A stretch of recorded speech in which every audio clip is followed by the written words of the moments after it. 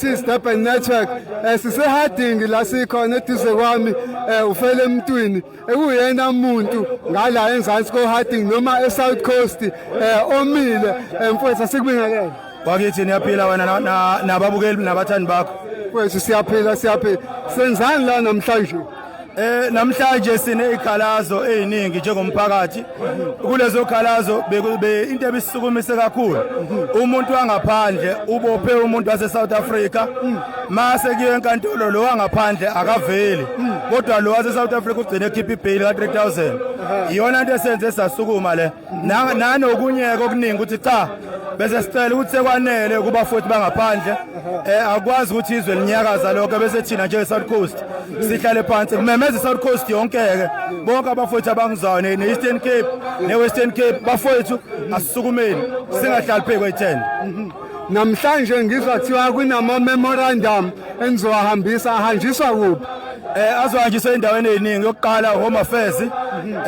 Home Affairs nawo nenkinga nani enizaziyo za Home Affairs kubese kube umasipala nakhona bekhona ama complaints abantu basehadingi ikakhulukazi abadayisi bala ehadingi ngoba umasipala ubungabezwa ubungabanako kodwa manje usuyaqala usuyasukuma njengoba nawo ubona yonke le ndawo binama container kodwa ama container awasekho khomba ukuthi imeya yethu ingakuthina siyaqala nayo yayibona lento sinethemba ke lokuthi mabehamba laba ipace ezovuleka bazongena abantu base South Africa wakithi mfowethu usizwa kanjani abantu baphumile bazoyisupport imarch okuyinto okuyikhuluma ukuthi njalo mawunyakaza la ehadingi bayakusupport abantu webafo ngithi mina isongeso kusho ukuthi mawenza okuhle kubantu nabo bakwenza okuhle bese kuba abafowethu laba abangakazi nabangakaboni nabangaka understand ukuthi kwenzakalani bafowethu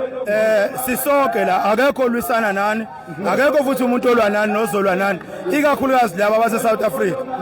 bafowethu asibambeni lento esiyenza njengamanje siyatshala kungekudala sizovuna mase sivuna futhi sisodla sonke ngiyabonga mfowethu ngiyabonga wakithi.